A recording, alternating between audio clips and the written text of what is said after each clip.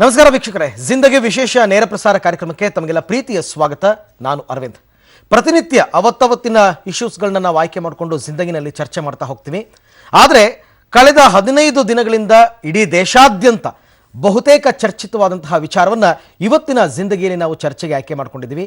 ಅದು ಬಂದಿರುವಂತಹ ಹೊಸ 2000 ಮತ್ತು 500 ರೂಪಾಯಿ ಮುಖಬೆಲೆಯ ಹೊಸ ನೋಟುಗಳು. ಸಾಮಾನ್ಯವಾಗಿ ಹೊಸ ನೋಟುಗಳು ಬಿಡುಗಡೆ ಆದ ತಕ್ಷಣ RBI ಅವರು ಈ ಸ್ಪೆಷಲ್ ನೋಟ್ನ ಸ್ಪೆಷಾಲಿಟೀಸ್ ಏನು ಅಂತ ಹೇಳ್ತಾ ಹೋಗ್ತಾರೆ. ಅಂದರೆ ಹೇಗೆಲ್ಲ ನಾವು ಇದರ ರಕ್ಷಣಾ ಕೆಲಸವನ್ನು ತಗೊಂಡಿದ್ದೀವಿ, ಏನೆಲ್ಲ ಫೆಸಿಲಿಟೀಸ್ ಕೊಟ್ಟಿದ್ದೀವಿ, ಹೇಗೆ ಈ ನೋಟನ್ನು ನಕಲು ಮಾಡೋದಕ್ಕಾಗೋದಿಲ್ಲ, ಇದೆಲ್ಲ ಕೊಡ್ತಾ ಹೋಗ್ತಾರೆ.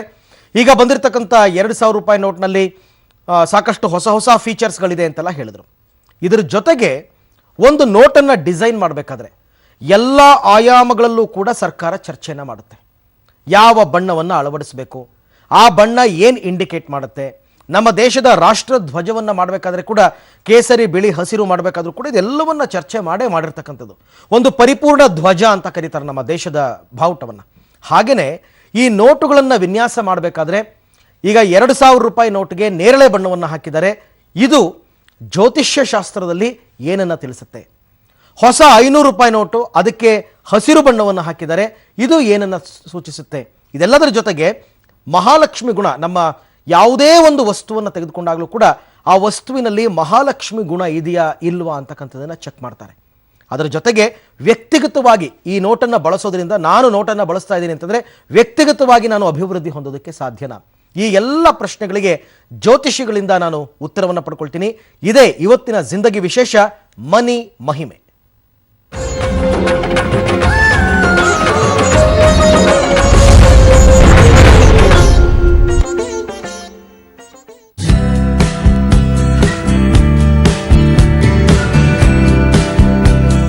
ಹೊಸದಾಗಿ ಬಿಡುಗಡೆ ಮಾಡಿರುವ 2000 ರೂಪಾಯಿಯ ನೋಟು ತಿಳಿ ನೇರಳೆ ಬಣ್ಣದಲ್ಲಿದ್ದು, ಈ ಬಣ್ಣದಿಂದಾಗಿ ಹಲವರಲ್ಲಿ ಕುತೂಹಲವೂ ಮನೆ ಮಾಡಿತ್ತು.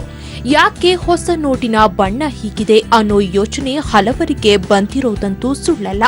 ಹಸಿರು ಮತ್ತು ನೇರಳೆ ಬಣ್ಣಗಳನ್ನ ಹೊಂದಿರುವ ಹೊಸ ನೋಟು ದೇಶದ ಆರ್ಥಿಕತೆಯ ಶ್ರೇಯಸ್ಕರ ಅಂತ ತಜ್ಞರು ಅಭಿಪ್ರಾಯಪಟ್ಟಿದ್ದಾರೆ. ಹೊಸ ನೋಟಿನಲ್ಲಿರುವ ಹಸಿರು ಬಣ್ಣ ಸಾಮರಸ್ಯ ಮತ್ತು ಹೊಂದಾಣಿಕೆಯನ್ನ ಪ್ರತಿನಿಧಿಸುತ್ತಂತೆ. ಅಲ್ಲದೆ ಹಸಿರು ಬಣ್ಣ ಜೀವನದಲ್ಲಿ ಸಂತಸವನ್ನ ತರಲು ಸಹಕಾರಿ. ಹಾಗಂತ ಅತಿಯಾಗಿ ಈ ನೋಟುಗಳ ಬಳಕೆ ಮಾಡಬಾರದು ಅನ್ನೋ ಸಣ್ಣ ಎಚ್ಚರಿಕೆಯೂ ಇದೆ.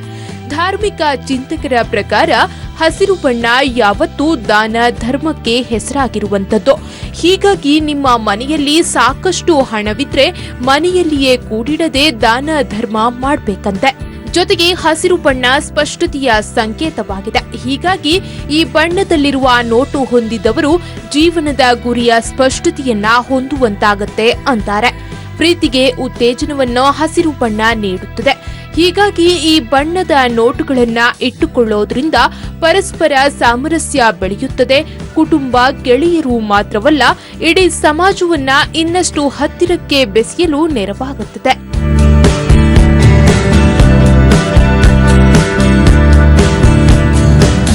ನೇರಳೆ ಬಣ್ಣ ಲಕ್ಷ್ಮಿಯ ಸಂಕೇತ. ಆದ್ರಿಂದ ಈ ಬಣ್ಣವನ್ನ ಹೊಂದಿರುವ ನೋಟು ಆರ್ಥಿಕತೆಯನ್ನ ಸುಧಾರಿಸಲು ನೆರವಾಗುತ್ತದೆಯಂತೆ. ನೇರಳೆ ಬಣ್ಣವು ನೀವು ಜೀವನದಲ್ಲಿ ಹೆಚ್ಚು ಹೆಚ್ಚು ಗುರುತಿಸಿಕೊಳ್ಳಲು ನೆರವಾಗುವುದಲ್ಲದೆ ನೇರಳೆ ಬಣ್ಣ ಯಶಸ್ಸಿನ ಸಂಕೇತವೂ ಹೌದು ಅಂತಾರೆ.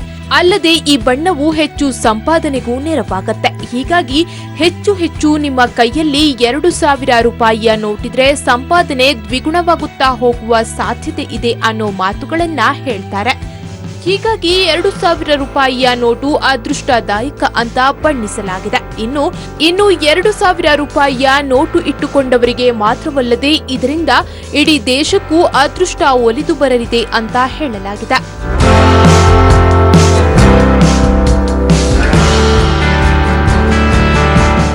ಜ್ಯೋತಿಷ್ಯದ ಪ್ರಕಾರ ಹೊಸ ನೋಟಿನ ವಿಶ್ಲೇಷಣೆ ಮಾಡೋದಾದ್ರೆ 2000 ರೂಪಾಯಿಯ ನೋಟಿನ ತಿಳಿ ನೇರಳೆ ಬಣ್ಣ ಕುಜನಿಗೆ ಅನ್ವಯವಾಗುತ್ತೆ. ಹೀಗಾಗಿ ಅದು ಶಾಂತಿಯನ್ನ ಸೃಷ್ಟಿ ಮಾಡಲ್ಲ, ಮಂಗಳನನ್ನ ಇದು ಸಂಕೇತಿಸುವುದರಿಂದ ಈ ನೋಟಿನ ಚಲಾವಣೆಯಿಂದ ಸ್ವಲ್ಪ ಅಶಾಂತಿ ಸೃಷ್ಟಿಯಾಗುತ್ತೆ. ಸಮಾಜದ ಶಾಂತಿ ಕೆಡುತ್ತದೆ. ನಮ್ಮ ರಾಷ್ಟ್ರಧ್ವಜದಲ್ಲಿ ಕೇಸರಿ ಬಿಳಿ ಹಸಿರು ಬಣ್ಣ ಇರೋದ್ರಿಂದ ಈ ಎಲ್ಲಾ ಗುಣಗಳು ಬ್ಯಾಲೆನ್ಸ್ ಆಗುತ್ತವಂತೆ. ಆದ್ರೆ ಈ ನೋಟಿನಲ್ಲಿ ಕೇವಲ ತಿಳಿ ನೇರಳೆ ಬಣ್ಣ ಒಂದೇ ಇರೋದ್ರಿಂದ ಶಾಂತಿ ಇರಲ್ಲ. ಈ ದುಡ್ಡನ್ನ ತಗೊಳ್ಳೋರಿಗೂ ತಮ್ಮಲ್ಲಿಯೇ ಇಟ್ಟುಕೊಳ್ಳೋರಿಗೂ ಶಾಂತಿ ಇರೋದಿಲ್ಲ ಅಂತ ಜ್ಯೋತಿಷ್ಯರು ಹೇಳ್ತಾರೆ.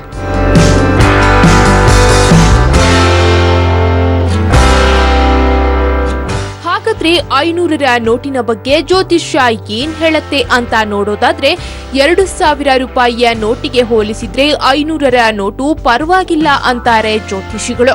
ಎಲ್ಲಿ ಹಸಿರು ಬಣ್ಣ ಇದು ಬುಧನ ಸಂಕೇತವಾಗಿದೆ. ಇದಕ್ಕಾಗಿ ಜನರು ಬುದ್ಧಿ ಉಪಯೋಗಿಸಿ ಪಡೆದುಕೊಳ್ಳಲು ನೋಡ್ತಾರೆ. ಈ ನೋಟು ಹೊಂದಿರೋರಲ್ಲಿ ಕ್ರಿಯಾಶೀಲತೆಯೂ ಇರುತ್ತದೆಯಂತೆ. ಇದೇನಪ್ಪ, ನೋಟಿನಲ್ಲೂ ಜ್ಯೋತಿಷ್ಯ, ಬಣ್ಣದಲ್ಲೂ ಇಷ್ಟೆಲ್ಲ ವೈರುಧ್ಯಗಳಿವೆಯಾ? ಇದೆಲ್ಲ ನಿಜನಾ? ಏನಂತಾರೆ ಈ ಬಗ್ಗೆ ಜ್ಯೋತಿಷಿಗಳು ಅನ್ನೋದನ್ನ ತಿಳಿದುಕೊಳ್ಳೋ ಸಲುವಾಗಿ ಈ ಕಾರ್ಯಕ್ರಮ. ಎಷ್ಟು ನಿಜ ಎಷ್ಟು ಸುಳ್ಳು ಇವೆಲ್ಲಕ್ಕೂ ಉತ್ತರ ಕಂಡುಬಿಡಿದು. ಓಕೆ, ಒಂದು ಹೊಸ ನೋಟು ನಮ್ಮ ದೇಶಕ್ಕೆ ಚಲಾವಣೆಗೆ ಬಂತು ಅಂತಂದ್ರೆ ಇಷ್ಟೆಲ್ಲ ನೋಡ್ಬೇಕಾ ಅನ್ನುವಂತಹ ಒಂದು ಪ್ರಶ್ನೆ ಎಲ್ಲರಲ್ಲೂ ಉದ್ಭವ ಆಗುತ್ತೆ. ನಮಗೇನು ಅಂತಂದ್ರೆ ತತ್ಕ್ಷಣಕ್ಕೆ ನಮಗೆ ಹಣ ಬೇಕು, ಆ ಹಣ ಸಿಕ್ಕಿದ ಕೂಡಲೇ ನಾವು ಅದನ್ನು ಚಲಾವಣೆ ಮಾಡಬೇಕು, ನಮ್ಮ ಕಷ್ಟ ನಷ್ಟಗಳೆಲ್ಲವೂ ಕೂಡ ಅದರಿಂದ ಕಡಿಮೆ ಆಗಬೇಕು. ಈ ರೀತಿ ಪ್ರಶ್ನೆಗಳು ನಮ್ಮಲ್ಲಿ ಉದ್ಭವ ಆಗುತ್ತೆ. ಸೊ ಇದಕ್ಕೆ ಕೆಲವರು ಆಶಾದಾಯಕವಾದಂತಹ ಉತ್ತರವನ್ನು ಕೊಡ್ತಾ ಹೋಗ್ತಾರೆ. ಕೆಲವರು ಈ ಕಲರ್ ಕಾಂಬಿನೇಷನ್, ಬಣ್ಣಗಳ ಸಮ್ಮಿಳನ ಅಂತ ಏನು ಹೇಳ್ತೀವಿ, ಇದು ಸರಿ ಇಲ್ಲ ಅಂತ ಹೇಳ್ತಾರೆ. ಸೊ ಇದ್ರ ಬಗ್ಗೆ ನಾನು ಚರ್ಚೆಯನ್ನು ಮಾಡ್ತೀನಿ. ನನ್ನ ಜೊತೆ ಇವಾಗ ಡಾಕ್ಟರ್ ಬಸವರಾಜ್ ಗುರೂಜಿ ಅವರಿದ್ದಾರೆ, ಆಧ್ಯಾತ್ಮಿಕ ಚಿಂತಕರು, ಜ್ಯೋತಿಷಿಗಳು. ಅವ್ರನ್ನ ಕಾರ್ಯಕ್ರಮಕ್ಕೆ ಸ್ವಾಗತ ಮಾಡ್ತಾ ಇದ್ದೀನಿ. ಗುರುಗಳೇ, ಕಾರ್ಯಕ್ರಮಕ್ಕೆ ಸ್ವಾಗತ. ಗುರುಗಳೇ, ಮತ್ತೊಬ್ಬರು ನಮ್ಮ ಸದ್ಯದಲ್ಲೇ ಜಾಯ್ನ್ ಆಗ್ತಾರೆ, ಅವ್ರನ್ನೂ ಕೂಡ ನಾನು ನಿಮಗೆ ಪರಿಚಯ ಮಾಡಿಕೊಡ್ತೀನಿ. ಅದಕ್ಕೂ ಮೊದಲು ನಾನು ಬಸವರಾಜ್ ಗುರೂಜಿ ಅವರಿಂದ ಒಂದು ಪ್ರಶ್ನೆ. ಇವಾಗ ಏನಂದರೆ, ನೋಟುಗಳ ವಿಚಾರಕ್ಕೆ ಆಮೇಲೆ ಬರೋಣ ಗುರುಗಳೇ. ಮೊದಲನೇದಾಗಿ ನಾವು ಯಾವುದೇ ಒಂದು ವಸ್ತುವನ್ನು ತಗೊಳ್ಳೋಣ, ಮನೆಯಲ್ಲಿ ನಾವು ಖರೀದಿ ಮಾಡ್ಕೊಳ್ತಾ ಇರ್ತಕ್ಕಂಥ ಒಂದು ಟಿವಿ ಇರ್ಬೋದು, ಫ್ರಿಡ್ಜ್ ಇರ್ಬೋದು, ಮತ್ತೊಂದಿರ್ಬೋದು, ಮಗದೊಂದಿರ್ಬೋದು, ಎಲ್ಲವನ್ನೂ ಕೂಡ ಇವುಗಳಲ್ಲಿ ಮಹಾಲಕ್ಷ್ಮಿ ಗುಣ ಇದೆ ಅಂತ ಕೆಲವರು ಮಾತನಾಡ್ತಾರೆ. ಹಾಗಾದರೆ ಮಹಾಲಕ್ಷ್ಮಿ ಗುಣ ಅಂತಂದರೆ ಏನು ಗುರುಗಳೇ? ಗುರುವನಹಳ್ಳಿ ಶ್ರೀ ಮಹಾಲಕ್ಷ್ಮಿಯೇ ನಮಃ. ಯಾ ದೇವಿ ಸರ್ವಭೂತೇಷು ಮಹಾಲಕ್ಷ್ಮಿ ರೂಪೇಣ ಸಂಸ್ಥಿತ. ನಮಸ್ತಸ್ಸೈ ನಮಸ್ತಸ್ಸೈ ನಮಸ್ತಸ್ಸೈ. ಅರವಿಂದ್ ಸರ್, ಬಹಳ ಮುಖ್ಯವಾಗಿ ವಿಶೇಷವಾಗಿ ಏನು ಅಂತ ಹೇಳಿದ್ರೆ, ನಮ್ಮ ಹುಟ್ಟು, ಬದುಕು, ಸಾವು ಇವು ಮೂರೂ ಸಹ ಬಣ್ಣಗಳಿಂದ ಕೂಡಿವೆ. ಪ್ರತಿಯೊಂದು ಅಷ್ಟೇ, ಹುಟ್ಟು, ಬದುಕು, ಸಾವು ಇವು ಮೂರೂ ಕೂಡ ಬಣ್ಣಗಳ ಒಂದು ಆಧಾರ ಅಥವಾ ಬಣ್ಣಗಳನ್ನು ಅವಲಂಬಿಸಿಕೊಂಡಿದೆ ಅಂತ ಹೇಳ್ಬೋದು. ತಾವು ನೇರವಾದ ಲಕ್ಷ್ಮಿಯ ರೂಪ ಅಂತ ಹೇಳಿ ಹೊರಟಾಗ ನಮ್ಮಲ್ಲಿ ಒಂದು ಶ್ಲೋಕ ಹೇಳುತ್ತೆ, ಲಕ್ಷಯತಿ ಇತಿ ಸರ್ವಂ ಸದಾ ಲಕ್ಷ್ಮಿ ಅಂತ. ಲಕ್ಷಯತಿ ಇತಿ ಸದಾ ಸರ್ವಂ ಲಕ್ಷ್ಮಿ ಅಂತ. ಏನು ಲಕ್ಷ್ಮಿ ಅಂತ ಹೇಳಿದ್ರೆ, ಲಕ್ಷ್ಯ ಇರ್ತಕ್ಕಂಥದ್ದು, ನಾವು ದೃಷ್ಟಿಯನ್ನು ಹಾರಿಸ್ತಕ್ಕಂಥದ್ದು, ಶುಭ್ರವಾಗಿರ್ತಕ್ಕಂಥದ್ದು, ಶ್ವೇತವರ್ಣ ಆಗಿರ್ತಕ್ಕಂಥದ್ದು, ಸ್ವಚ್ಛತೆ ಇರ್ತಕ್ಕಂಥದ್ದನ್ನು ಲಕ್ಷ್ಮಿ ಅಂತೀವಿ ವಿನಃ ಹಣಕಾಸನ್ನು ಲಕ್ಷ್ಮಿ ಅನ್ನೋದಿಲ್ಲ. ಯಾವುದು ಅಭಿವೃದ್ಧಿಯ ಸಂಕೇತವಾಗಿರುತ್ತದೆ, ಯಾವುದು ಶುದ್ಧವಾಗಿರುತ್ತದೆ, ಯಾವುದು ಶ್ವೇತವರ್ಣವಾಗಿರುತ್ತದೆ, ಯಾವುದು ಸ್ವಚ್ಛವಾಗಿರ್ತದೆ, ಅದಕ್ಕೆ ಲಕ್ಷಯತಿ ಇತಿ ಸರ್ವಂ ಸದಾ ಲಕ್ಷ್ಮಿ. ಬರೀ ಲಕ್ಷ್ಮಿ ಅನ್ನೋದು ಒಂದನ್ನೇ ಅಲ್ಲ, ಲಕ್ಷಯತಿ ಇತಿ ಸದಾ, ಯಾವುದು ಪ್ರತಿಯೊಂದು ಕೂಡ ಲಕ್ಷ್ಮಿ, ಯಾವುದು ಶುಭ್ರವಾಗಿರ್ತಕ್ಕಂಥದ್ದನ್ನ ಲಕ್ಷ್ಮಿ. ಅಭಿವೃದ್ಧಿಯ ಸಂಕೇತ, ಒಳ್ಳೆಯ ಮನಸ್ಸು ಲಕ್ಷ್ಮಿ, ಒಳ್ಳೆಯ ಮುಖ ಲಕ್ಷ್ಮಿ, ಒಳ್ಳೆಯ ಮನೆ ಲಕ್ಷ್ಮಿ, ಒಳ್ಳೆ ಬೆಳಕಿರ್ತಕ್ಕಂಥದ್ದನ್ನ ಲಕ್ಷ್ಮಿ ಅಂತೀವಿ. ಆ ಲಕ್ಷ್ಮಿಯನ್ನ ಈ ಹಣದಲ್ಲಿ ಅಥವಾ ಬಣ್ಣಗಳಲ್ಲೂ ಕೂಡ ಕಾಣಬಹುದು ಅಂತ. ಎಸ್, ಇನ್ನಿಬ್ಬರು ಗೆಸ್ಟ್ ನಮ್ಮ ಜೊತೆ ಜಾಯ್ನ್ ಆಗಿದ್ದಾರೆ. ಬ್ರಹ್ಮೇಂದ್ರ ಗುರುಜಿ ಅವರು, ಖ್ಯಾತ ಜ್ಯೋತಿಷಿಗಳು. ಗುರುಗಳ ಕಾರ್ಯಕ್ರಮಕ್ಕೆ ಸ್ವಾಗತ. ಕವಿತಾ ಗೋಪಿನಾಥ್ ಅವರು ಜಾಯ್ನ್ ಆಗಿದ್ದಾರೆ, ಸಂಖ್ಯಾಶಾಸ್ತ್ರಜ್ಞರು. ಮೇಡಮ್, ತಮಗೂ ಕೂಡ ಕಾರ್ಯಕ್ರಮಕ್ಕೆ ಸ್ವಾಗತ. ನಮಸ್ತೆ. ಸೊ ಗುರುಜಿ, ನಿಮ್ಮಿಂದ ಕೇಳ್ತೀನಿ. ಹಾಗಾದರೆ ಇವಾಗ ವಸ್ತುಗಳಲ್ಲಿ ಮಹಾಲಕ್ಷ್ಮಿ ಗುಣ ನಾವು ನೋಡಬೇಕಾಗುತ್ತೆ. ಈಗ ಹೊಸ ನೋಟುಗಳು ಬಂದಾಗ ಕೆಲವರೆಲ್ಲ ಎಕ್ಸ್ಪ್ಲೈನ್ ಮಾಡಿರ್ತಕ್ಕಂಥದ್ದು, ಇದರಲ್ಲಿ ಮಹಾಲಕ್ಷ್ಮಿ ಗುಣಗಳು ಕಂಡು ಬರ್ತದೆ. ಏನು ಗುರುಗಳೇ ಹಾಗಾದರೆ? ಮಹಾಲಕ್ಷ್ಮಿ ಅವರಿಗೆ ತಾವರೆ ಹೂ ಅಂತ ನಾವು, ಹೌದು, ಏನವರು ಸ್ಥಿತ ಅಂತ ಕರಿತೀವಿ. ತಾವರೆ ಹೂ ಕಲರ್ ಪಿಂಕ್. ಹೌದು. ಆಮೇಲೆ ಬಹಳಷ್ಟು ಲಕ್ಷ್ಮಿ ಫೋಟೋಗಳನ್ನು ನೋಡಿ ಅಥವಾ ಲಕ್ಷ್ಮಿಯನ್ನ ಆರಾಧನೆ ಮಾಡಿದಾಗ ಅವರ ಸ್ಯಾರಿ ಉಟ್ಕೊಂಡಿರ್ತಾರಲ್ಲ, ಅದು ಪಿಂಕ್. ಸೊ ಪಿಂಕ್ ಎಲ್ಲ ಒಂದ್ ಕಡೆ ಮಹಾಲಕ್ಷ್ಮಿ ಅಥವಾ ಹಣಕ್ಕೆ ಅಥವಾ ಲಕ್ಷ್ಮಿ ರೂಪಕ್ಕೆ ಒಂದು ಸಿಂಬಲೈಸ್ ಆಗುತ್ತೆ ಅಂತ, ಸಿಂಬಲೈಸ್ ಆಗುತ್ತೆ. ಮತ್ತೆ ಕಾಸ್ಮಿಕ್ ಏನು ಎನರ್ಜಿಯಲ್ಲೂ ಅಷ್ಟೇ, ನಮ್ಮ ಯೂನಿವರ್ಸಲ್ ಪ್ರಾಪಂಚಿಕವಾದಂತ ಗುಣಗಳಲ್ಲಿ ಏನು ಹರಿಯುತ್ತೆ, ವೈಲೆಟ್ ಫಸ್ಟ್ ಸ್ಟಾರ್ಟ್ ಆಗೋದು ವೈಲೆಟ್ ಇಂದ ಬಂದಂತ ವೈಲೆಟ್. ಎಸ್, ಅದರಿಂದ ಏನು ರಚನೆ ಆಗುತ್ತೆ ಅದು ನೆಕ್ಸ್ಟ್ 3 ಲೆವೆಲ್ ಅಲ್ಲಿ, 3ನೇ ಹಂತದಲ್ಲಿ ಪಿಂಕ್ ಆಗಿ ಕನ್ವರ್ಟ್ ಆಗ್ತಾ ಬರುತ್ತೆ. ಸೊ ರೆಡ್ ಆಗ್ಬೇಕಾದ್ರೆ ಪಿಂಕ್ ಕನ್ವರ್ಟ್ ಆಗಿ ಮತ್ತೆ ಹೋಗ್ತಾ ಇದೆ ಗ್ರೀನ್, ಹೋಗಿ ಕೊನೆಯದಾಗಿ ರೆಡ್ ಆಗೋದು, ರೆಡ್. ಸೊ ಆ ಪಿಂಕ್ ಬಣ್ಣ ಏನಿರುತ್ತೆ ಕಾಸ್ಮಿಕ್ ನ ಹೇಳುತ್ತೆ. ಸೊ ನಮ್ಮ ಭಾವನೆಗಳಲ್ಲಿ ಏನಾದ್ರೂ ಡಿಸೈರ್ಸ್ ಫಿಲ್ ಮಾಡ್ಬೇಕಾದ್ರೆ, ನರೇಂದ್ರ ಮೋದಿ ಅವ್ರಿಗೆ ಒಂದು ಡಿಸೈರ್ಸ್ ಇದೆ, ಹಣ ಎಲ್ಲ ವಾಪಸ್ ತರಬೇಕು, ಕಪ್ಪುನ ಪಿಂಕ್ ಮಾಡ್ತಾ ಇದ್ದಾರೆ, ಬ್ಲಾಕ್ ನ ಪಿಂಕ್ ಮಾಡ್ತಾ ಇದ್ದಾರೆ. ಸೊ ಆ ಡಿಸೈರ್ಸ್ ಫಿಲ್ ಮಾಡುವಂತ ಶಕ್ತಿ ಆ ಪಿಂಕ್ ಇದೆ.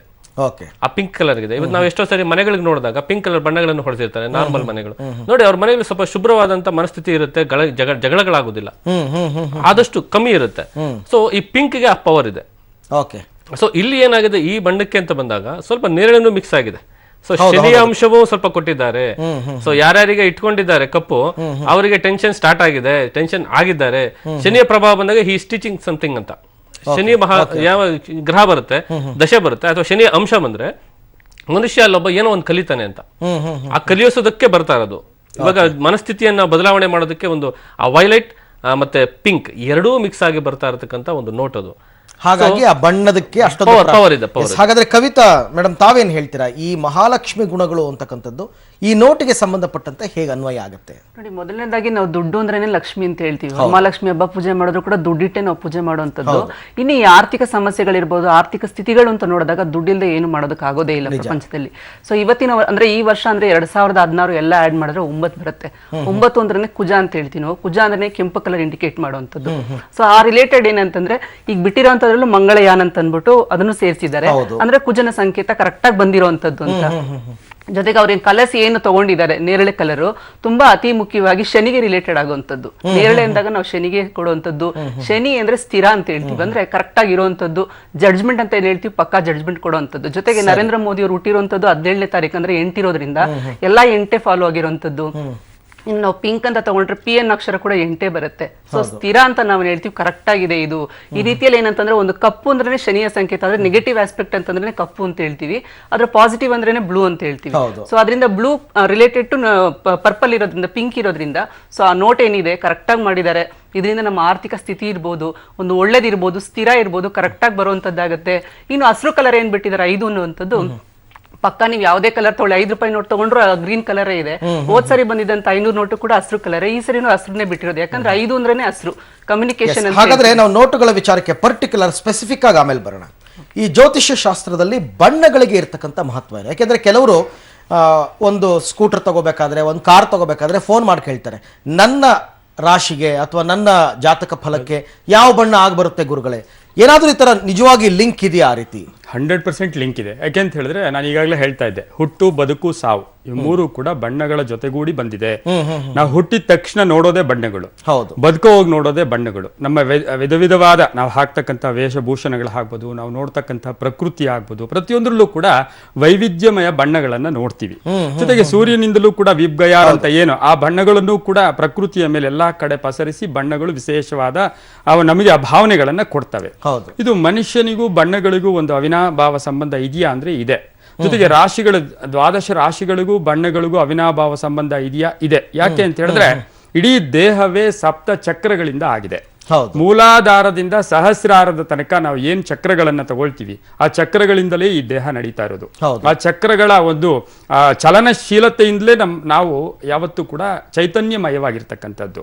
ಆ ಪ್ರತಿಯೊಂದು ಚಕ್ರದ ಬಣ್ಣವೂ ಕೂಡ ಒಂದೊಂದು ವಿಧವಾದ ಬಣ್ಣ ಇದೆ. ಪರ್ಟಿಕ್ಯುಲರ್ ಆಗಿ ತಗೊಂಡ್ರೆ ಈಗ ಬಂದಿರತಕ್ಕಂಥ ಈ ಪಿಂಕು ಮೂಲಾಧಾರ ಚಕ್ರ, ಅಲ್ಲಿ ಕೆಂಪು ಬಣ್ಣವನ್ನ ಒಂದು ಸ್ವಲ್ಪ ಪ್ರತಿನಿಧಿಸ್ತಕ್ಕಂತಹ ಮೂಲಾಧಾರ ಚಕ್ರಕ್ಕೆ ಪ್ರತೀಕವಾಗಿರ್ತಕ್ಕಂತಹ ನೋಟು ಕೂಡ ಇದೌದು. ನಾವು ದೇಹದಲ್ಲಿ ಮೂಲಾಧಾರ ಚಕ್ರ ಕದಲ್ದ್ರೆ ಮನುಷ್ಯ ಎಲ್ಲೋ ಒಂದ್ ಕಡೆ ಅಧೋಗತಿಗೆ ಹೋಗ್ತಾನೆ. ಅವ್ನು ಮೂಲಾಧಾರ ಚಕ್ರ, ನಮ್ಮ ಇಡೀ ಬಾಡಿಯಲ್ಲಿ ಮೂಲಾಧಾರ ಚಕ್ರ ಕರೆಕ್ಟ್ ಆಗಿ ಬ್ಯಾಲೆನ್ಸ್ ಮಾಡ್ಕೊಂಡು ಹೋದಾಗ್ಲೇ ಅವನು ಒಂದು ನಾರ್ಮಲ್ ಆಗಿ ಇರ್ತಾನೆ. ಹಾಗಾಗಿ ಬಣ್ಣಗಳು ಮನುಷ್ಯನ ಬದುಕಿಗೆ ಒಂದು ಅದಕ್ಕೋಸ್ಕರನೇ ಬಣ್ಣದ ಬದುಕು, ಬಣ್ಣದ ಕನಸುಗಳು ಅಂತೆಲ್ಲ ಹೇಳೋದು. ಬಣ್ಣ ಅಂದ್ರೆ ಸುಖ, ಸಂತೋಷ ಅನ್ನೋ ಲೆಕ್ಕದಲ್ಲಿ. ಜೊತೆಗೆ ನಮ್ಮಲ್ಲಿ ನಮ್ಮ ಕಣ್ಣಿನಿಂದ ದೃಷ್ಟಿ ಒಳಗಡೆ ಇರ್ತಕ್ಕಂತಹ ಶಕ್ತಿ ಕೂಡ ಬಣ್ಣಗಳಿಂದಲೇ ಕೂಡಿದೆ. ಆ ಬಣ್ಣಗಳ ಪೂರ್ತಿಯ ಒಂದೇ ಬಣ್ಣ ಇದ್ದಾಗ. ಎಸ್ ಗುರುಜಿ, ನಾನು ಹಾಗಾದ್ರೆ ಆರಂಭದಲ್ಲಿ ಕೇವಲ ಬಣ್ಣಗಳ ಮಹತ್ವ ಏನು, ಈ ಬಣ್ಣಗಳಿಗೂ ಜ್ಯೋತಿಷ್ಯ ಶಾಸ್ತ್ರಕ್ಕೂ ನಂಟಿದೆಯಾ, ಹಾಗೇನೆ 12 ರಾಶಿಗಳಿಗೂ ಬಣ್ಣಗಳಿಗೂ ಸಂಬಂಧ ಇದೆಯಾ, ಈ ನೋಟುಗಳ ಬಳಕೆಯಲ್ಲಿ ಉಪಯೋಗಿಸಿರುವಂತಹ ಬಣ್ಣಗಳು ಏನನ್ನ ಸೂಚಿಸುತ್ತವೆ ಅನ್ನೋದ್ರ ಬಗ್ಗೆ ಮಾತ್ರ ಪ್ರಶ್ನೆನ ಕೇಳಿದ್ದೀನಿ. ಸೊ ನೋಟುಗಳನ್ನು ಸ್ಪೆಸಿಫಿಕ್ ಆಗಿ ಇಟ್ಟುಕೊಂಡು ಆ ನೋಟುಗಳಲ್ಲಿ ಬಳಕೆ ಮಾಡಿರುವಂತಹ ಬಣ್ಣಗಳು, ಅದರ ಬದಲಾವಣೆಗಳು, ಇದರಿಂದ ವ್ಯಕ್ತಿಗತವಾಗಿ ಅಭಿವೃದ್ಧಿ ಮಾಡೋದಕ್ಕೆ ಸಾಧ್ಯನಾ, ಇವೆಲ್ಲವನ್ನು ಚರ್ಚೆ ಮಾಡ್ತೀನಿ. ಆರಂಭದಲ್ಲಿ ನಾನು ಬಣ್ಣಗಳ ಮಹತ್ವದ ಬಗ್ಗೆ 3 ಜನ ಅತಿಥಿಗಳು ತಿಳಿಸ್ಕೊಟ್ರು. ಈಗ 3 ಜನಗಳ ಕೈಲಿ ಹೊಸ 2,000 ರೂಪಾಯಿ ನೋಟುಗಳು ಬಂದಿದೆ. ಆ ನೋಟುಗಳನ್ನ ನೋಡಿ ಅವರು ಹೇಗೆ ವಿಶ್ಲೇಷಣೆ ಮಾಡ್ತಾರೆ ಅಂತ ಕೇಳೋಣ. ಮೊದಲನೇದಾಗಿ ಬಸವರಾಜ್ ಗುರೂಜಿ, ನಿಮ್ಗೆ ನಿಮ್ಮ ಬಳಿ 2,000 ರೂಪಾಯಿ ನೋಟ್ ಇರಬಹುದು ಅಂತ ಅನ್ಸುತ್ತೆ. ಸೊ ಏನು ವಿಶೇಷತೆಗಳನ್ನ ನೀವು ಜ್ಯೋತಿಷ್ಯ ಶಾಸ್ತ್ರದಲ್ಲಿ ಏನು ಐಡೆಂಟಿಫೈ ಮಾಡಿದ್ರಿ ಅಂತ?